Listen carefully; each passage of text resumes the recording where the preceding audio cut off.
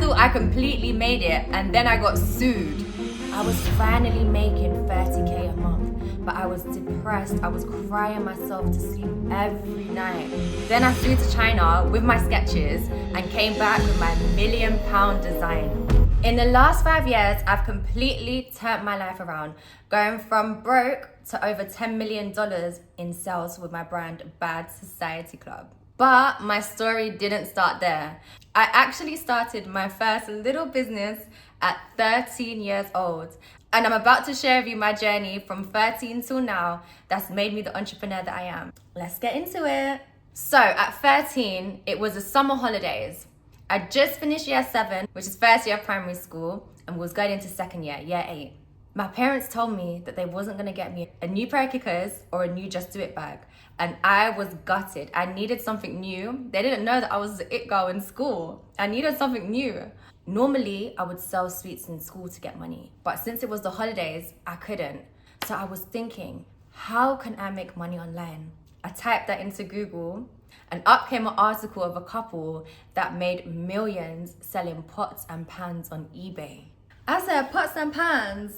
So I sat and I thought, what could I sell on eBay? I went on this eBay, 13 years old, summer holiday, and I thought, what type of stuff is on here? Then I went on Alibaba, because the article said the couple was sourcing their pots and pans from Alibaba.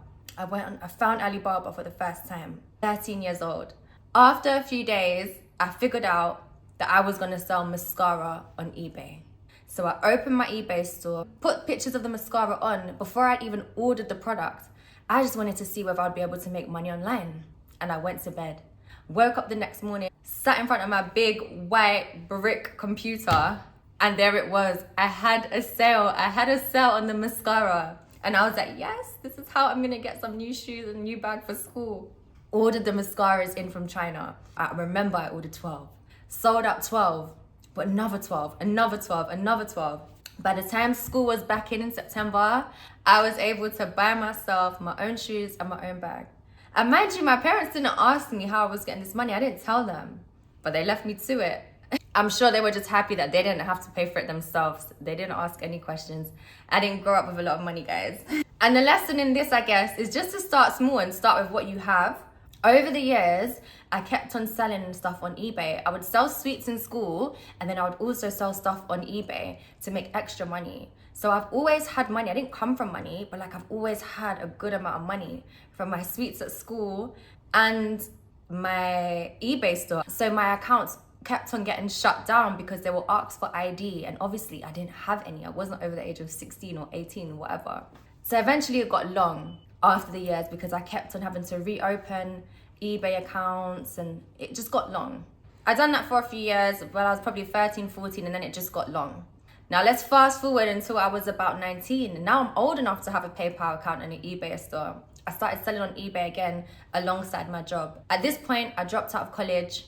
I knew I wanted to be an entrepreneur, and I just wanted to go. The world was ahead of me, and I just wanted to go. I was so excited to just get out into the big world and just press go. So I got a job in corporate, in a media company. It was a really big media company, and I loved it. And now I was of age to start selling on eBay again.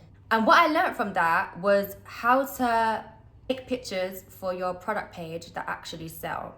Because I obviously had the same product a lot of the time, but I would always experiment with different photos, my own photo, stock photos. And from there, I would learn that just by changing photos, I would get more sales, or just by changing the photo, people would pay more. And so from that experience on eBay, I learned how to take the pictures that make people buy the most and make people spend the most.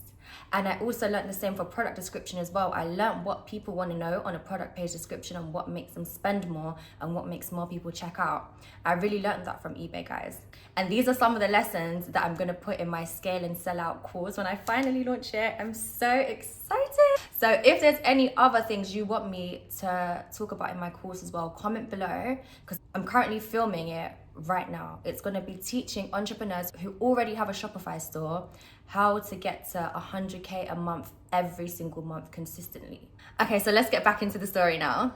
So after a while, I got tired of being on eBay. I wanted my own store. I wanted my own product. So I started off with phone cases. Now it was a phone case with like an LED light around it. So I imported the phone cases again, made my own website, and I studied how to do SEO. I took a course on SEO, which is search engine optimization. This allows your business to rank first on Google and for people to find your product and buy on Google Images, on Google in general. Remember guys, this is probably like 2015 I'm talking. So Google wasn't as crowded as it is now. This was 10 years ago. And so just by me importing the products, learning Google SEO, my phone cases were flying off the shelf. I was making about £3,000 to £4,000 a month at this point. And what I learned was how to build a website on Shopify and how to do SEO to get people to come to your site from Google, Google Images and everything. So right now I'm skill stacking. You know, I've learned product pictures, I've learned product pages from eBay. Now I've learned SEO and how to rank and how to get people to come onto your website for free. I'm still probably not even 20 years old at this point. From there, the store started getting more and more traction. And finally, the people who designed the phone case saw my website and I got sued, guys. I got sued. I don't know who they thought that they were talking to, but I was just a 20-year-old in my bedroom and they sued me. They sued me because my store was getting so big. So that was the end of that business, right? My first shot of my own store. So I couldn't think of any more ideas. You know, I'm still working jobs at this point. I still have a 9 to 5 and I'm doing this stuff on the side. I don't have any bright ideas until I get really big in weightlifting. I've always been a weightlifter, guys. Ever since I left college, I lifted weights. But I got really into it because at the time I was getting really depressed. At this point, I've been wanting to be an entrepreneur since I was 13. I'm now 20. I'm getting depressed that my goals and my dreams aren't coming true. So I really lent into the gym and weightlifting during my depressed era. And from there, I wanted to start my own gym line. The only gym line at the time was Gymshark. They were the only gym line like catering towards people who go to the gym. Because if you think back then, like it was all Nike.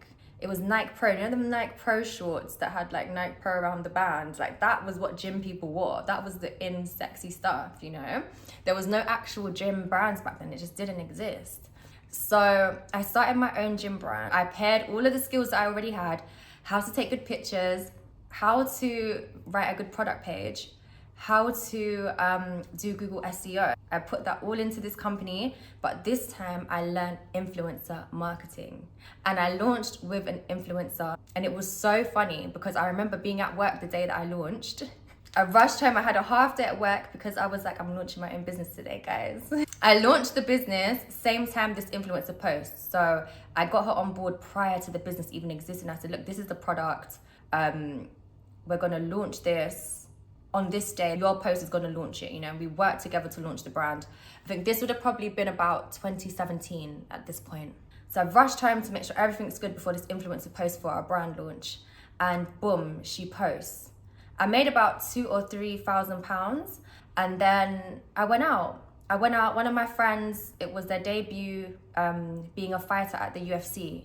So I went out to support a friend, you know, thought, okay, the post made £2,000 or £3,000, that's great. I didn't even put the items on pre-order. The items were on pre-order, I think by accident. And after the UFC show finished, we were all chilling at the O2 in the Amex bar. And I thought, let me see if I can log into my Shopify store and see if we've made any more money. So I probably launched the store around 3 p.m. and now it was probably like 9 or 10 p.m. I logged into my store and I had made £18,000, 15 more thousand pounds since I had left home. I was like, what? £18,000 in a day. So I was gobsmacked, like I couldn't believe this. I was so excited to get home. But we went out that night. So we went out that night, we partied, we celebrated. I got home so drunk, I woke up so late. Again, I checked my phone to say, I wonder if I made any more money after this £18,000. I checked my Shopify. £30,000 in 24 hours I had made. And it's so funny because clearly I didn't expect it because that's why I was out and all about and just not even expecting anything. So from there, I had a shit ton of stock to import, right? Because this was all pre-order and I had so many emails coming in like, where's my shit? And I didn't have this money. I had to wait 3 days for Shopify to give me the money. And I couldn't order the stock until I had the money because I didn't have that type of money to order that stock. So I had to wait for the money to come. And then on top of that, the manufacturers had never had an order so big for the product. So they were out of stock. So they had to make the product from scratch. And then I had to get it and ship it to the customers. So the customers that ordered were going to wait about 6 weeks for an item that they thought was shipping next day delivery. My inbox was crazy. So many complaints, emailing so many customers about what had happened. The influencer thought, oh my gosh, what did I do? I signed up with a new brand and I heard that the brand is scamming my customers. And I was like, no, I'm not scamming them. It's just pre-order. It was a mess. But I figured it out. From there, every month consistently, just off of that one influencer's post, I was making £30,000 a month, like clockwork. And so I didn't have enough money to pay for all of these orders. I didn't price the products well. And this is when I learned about pricing. I didn't price the products well. The margins were small. I was really young. I didn't feel like I needed so much profit. I was struggling to fulfill the pre-orders and buy enough stock to keep up with the demand, which is a great position to be in, which is what I talk about in my course too. And so this went on for months. I've gone from having a job and then just literally the same day having a sold out brand, in the space of a few hours. And it just did not stop. The virality continued. And I just didn't know what to do.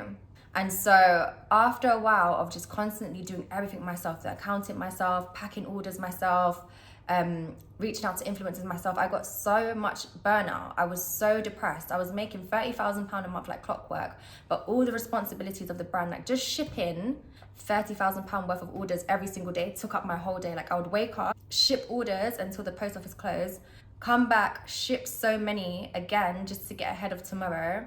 Then I would do accounting. Then I would reach out to influencers, and then I would try to study business, whatever business course that I had bought, to try and learn how to be a better businesswoman.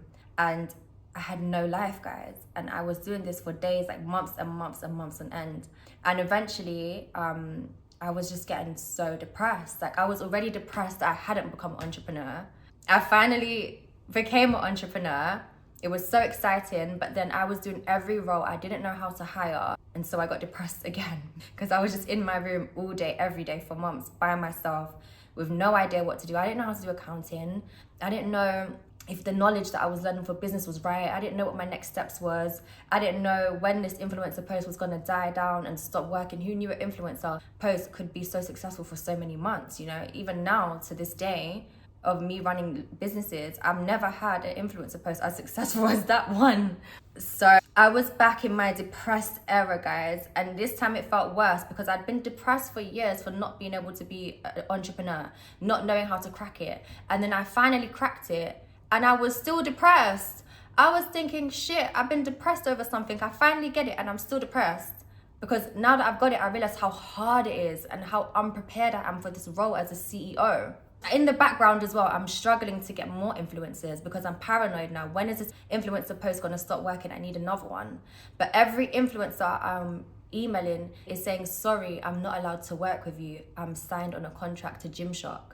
Gymshark got everybody and they were on a contract maybe for 1 or 2 years and they couldn't work with any other gym brand. So aside from me having all of this depression from all the work that I'm doing, I also have this crippling anxiety that once this post dies down, I'm never going to be able to make money again because Gymshark have monopolized the market. So eventually the post starts dying down, the sales start dying down, and I'm so depressed because I'd literally have lived almost a year just in my room. The only place I've seen is the post office. And feeling lost, confused, not knowing what to do and how to be an entrepreneur and how to turn this little momentum into something. I finally just give up because I've just crashed and burnt out. And I decided that entrepreneur life isn't for me. I decided that I can't do this. I've tried it. I finally got what I wanted. I've been crying, praying to God all my life to be an entrepreneur. I finally got what I wanted and I fumbled. I can't do it. So I gave up, I sulked. So I can't do this, it's too hard. I went back to a 9-to-5 and I stayed in a 9-to-5 for quite a few years. I didn't stay in one job for too long though. I was always quitting and getting new ones because I hated working. I knew in my heart I was born to be an entrepreneur. So eventually After years of working away, I finally threw the towel in. I was like, I can't do this. Like, this is not what I was made to do. I know in my heart, God has made me an entrepreneur. And even knowing how depressed it made me last time, how much I felt like I wasn't ready and I didn't have the skills to be an entrepreneur, I want to try again because I just know in my heart that this is my calling on earth to be an entrepreneur. So I said, let me go again. This time around, I wanted to do what I've always been dreaming of, a fashion brand, right? That was my dream. I love fashion. Every time I went out, people will compliment my outfit. I was always cutting things up into crop tops, skirts. Because mind you guys, I was a teenager before PLT, before Boohoo existed. None of these stores existed when I was young. It was just River Island and New Look and Primark. That's what we had. So I really had to make shit work because there was nothing. House of CB was out there, that wasn't in my budget. So I had to make stuff work. I would go out in Mayfair, me and my girls. And back then, Mayfair was actually full of celebrities. Like, normal people didn't really go. It was actually celebrities that would be in Mayfair. It was very exclusive. Like, the paparazzi would be there. Like, it was what you think it should be. And so all these celebrities would even compliment me. And I was just like, so young. And just wearing some, like, thing that I makeshift from Primark, you know? So I knew I had something for fashion. I love fashion. And I knew that I had good style. Because I was celebrity verified, baby. This was a time to finally fuse my two passions, fashion and business. But I was scared, guys. I was so scared. And because this dream was like so close to my heart, I sort of didn't want to do it because I was so scared that I would fuck it up. Can I say that? I was so scared to like F it up that I just didn't do it. And so what I done instead was I done a t-shirt company, like a printed t-shirt company. And I quit my job. I built up my savings fund, my rainy day savings fund, like 3 months worth of expenses. And I quit my job. And I started this t-shirt business, but it was drop shipping style. So I was studying a lot of courses on drop shipping at the time. And you can tell, guys, along my journey, I spent a lot of money on courses because knowledge is power and knowledge is what takes you to the next step. I didn't have the knowledge in my gym business and that's why it failed. So I started my t-shirt business. It was going well. It wasn't going as well as the gym brand, but it was enough for me to pay my bills, pay my rent, and have a little change on top. Nothing crazy. But I was blessed to just not be working for someone because I was sick of it at this point. Then I decided, let me crank it up a bit and put some money aside to save to start a fashion brand. So that's what I did. I didn't want to touch my own money that I'd saved. If this t-shirt business can make me enough money to start this fashion brand, then I'll start the fashion brand. So I wasn't working now. I was self-employed, selling a few t-shirts here and there. Finally, got £10,000 saved to start a fashion brand. Did it. Boom. I started messaging suppliers. None of them would respond to me. None of them took me seriously. We would start conversation here and there, and then they would ghost me. A few replied. They sent samples, and the samples were awful. Some of them, they sent pictures of the sample. I said, don't even bother send it. Because by the time I pay for the shipping and the import fee, I don't want to do that on this shit sample. That's how bad they were coming out. So eventually I said, I'm not giving up. We are going to China. I took my ass to China, guys. Every single one of the manufacturers that were ignoring me, the address was there on Alibaba. I just pulled up. I was like, I'm here. I'm trying to make a fashion brand. He spoke to me in the DMs. Look, this is you. This is me. Morgan, you. Like, remember me? I'm here. And then they started taking me seriously because they're like, oh, she's here. She's here to start a fashion brand. So somebody is going to get money from this woman. Even if her order is small. They wanted to get the business. And they probably thought if she's crazy enough to come here, she might do well. So I went around to different factories, got them all to do a sample for me. Stayed in China for a little bit, was trying to find other factories, looking around at all different products, seeing, okay, if this fashion brand doesn't come through, what other nice products are there that we could potentially sell? And then the day before I left, I finally got the perfect sample back.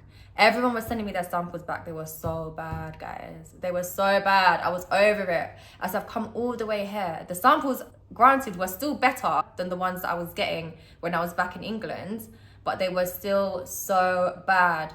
I was getting so demotivated in China. But the day before, finally, my manufacturer, Tony, my manufacturer came through with the sample. And I had it. And I had it, and I had it, and I had it. I said, yes. And that's how Bad Society began. So I came back home now, worked on the sample, perfected the sizing, was coming up with ideas. That's when I came up with the idea with the bad zipper, made that final piece, and I said, yeah, this is it. From there now, the manufacturing time was quite long because I wasn't their priority client. They were pushing my order to the back. So the manufacturing time, I think, was 2 months or something. And they recommended to us that we ship the items by sea. So it was 2 months to manufacture the product and then 2 months for it to come. So this was around November. So the items weren't due to come until around March. So in that time, I had to come up with a marketing plan. And that's exactly what I did. I literally spent every single second of every day that I wasn't working on this t-shirt store on Instagram, scrolling, stalking brands. What influencers do they use? Going through all different influencers pages, looking at all the big influencers. I think I found every influencer on Instagram. Just 3 months of finding every influencer and putting them into a spreadsheet and writing down their name, their IG handle, what is it that I like about them as to why I think they will be a good representative of the brand, and then DMing all of them and trying to get their rate. And I found that a lot of them wasn't replying, so I was just adding them to my spreadsheet, and I was like, cool. A lot of the ones that did reply said, oh, we need like pictures, of course. I'm saying, hey, I'm starting a brand, and I'm sending them the picture like on the mannequin, but they're like, okay, it looks all right, like once you start, let me know. So I thought, okay, I'm gonna get my list of influencers, I'm gonna do a photo shoot, make the website, make the Instagram, and then reach back out to some of these influencers, which is what I did. And a couple of them replied and they loved it because they'd seen it on the mannequin a few months back, and then I come back to them like, hey, it's me again, this is the final product. And they're like, oh my gosh, this looks so sick, well done.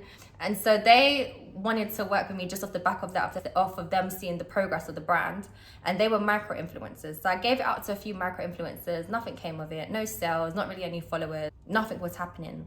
But I found some girls that I did want to work with. I saw this brand called Shane Justin, and they were working with these girls called Jada Chavez and Ari Fletcher, and their brand seemed to be big. So I was like, cool, it's working for them, it'll work for me.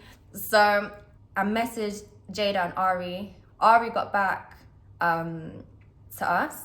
We booked her in. I messaged Des, she got back to me, and then Ari, my partner, he messaged Jada's manager every single day, because I was like, nah, this is how we're launching the brand.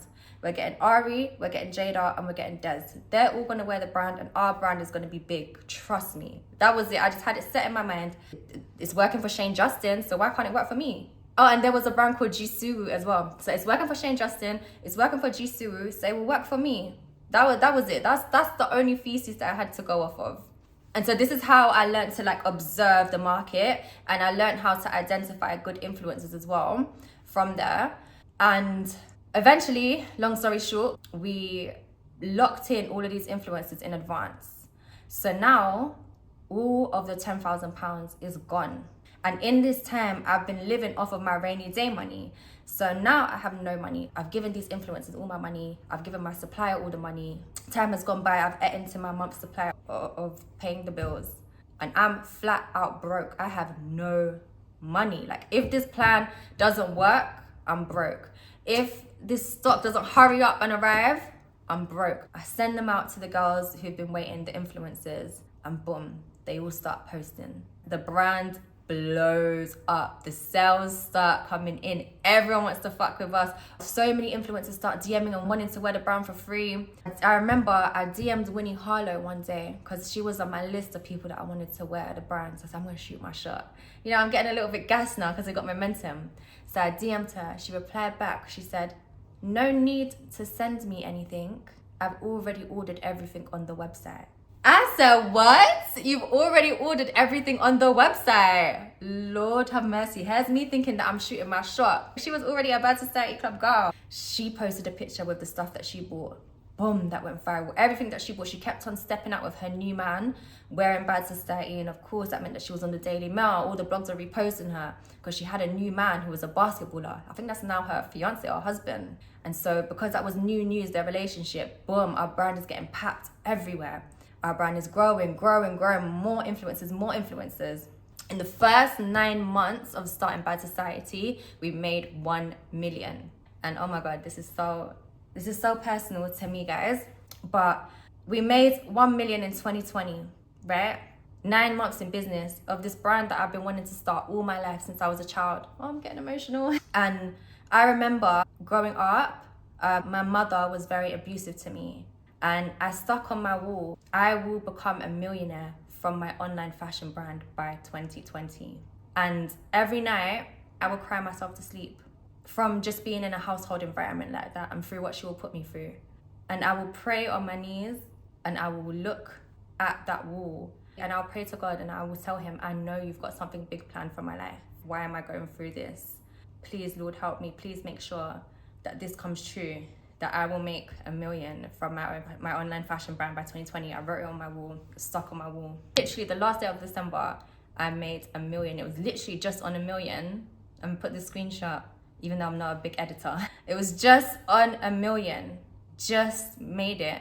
And I didn't even realize I wrote that to myself when I was like 13 or 14. And I made it happen. We made it happen. Me and God made it happen. Yeah, from there, the brand went to higher and higher and higher heights. And we've done multiple millions. I think up to now we've done over 8 million in revenue, which is over $10 million. And that's my story, guys. I mean, I can dig into more layers and go really deep. You know, maybe one day if I'm a big enough entrepreneur to get on Stephen Bartlett, we can go deep. Diary of a CEO. But for the most part, that's my story, guys. It went a little bit more emotional than I thought. Entrepreneurship is a journey, you know. I had so many phases to my entrepreneur journey, and every single phase I learned a lesson, and every single phase I become stronger, more resilient, and more knowledgeable. The main thing that I think took me to Bad Society, getting so much money, is that I took a course just before I started the brand, like just before I even decided to go China, on how to start and scale an online brand. And that gave me all the knowledge that I needed. So that's how I knew how to create a marketing strategy and what influencers I should look out for. That's sort of how I knew everything to do with Bad Society. All my previous experience of trial and error, plus this one course, that like fast tracked the game, because I had so many unanswered questions from my previous brand that I didn't know how to do things and I didn't know if I was doing things right. And that sort of just told me the order, step by step, like a blueprint on what to follow and how to get things done. So that was like a pivotal thing for me. And since then, I've never stopped investing in learning. Like I've constantly buy courses. I constantly go to masterminds. I feel like if I didn't buy that course, I wouldn't have made 1 million before the end of 2020. So that course is a clear part of my journey. And so that's why I'm deciding to make my course, which isn't for beginners, it's for people who already have a Shopify brand. It doesn't have to be fashion, but how you guys can take it to the next level and get 100K a month consistently every single month. I've been in your position, making 10K a month, 5K a month, and I know exactly what I've done to get to 100K a month consistently. If there's anything you just want to remind me, because I might forget some things to put in the course, just drop a comment below. But yeah, just let me know what you think about my story. I'm so forever grateful. I love you. All glory to God. Mwah.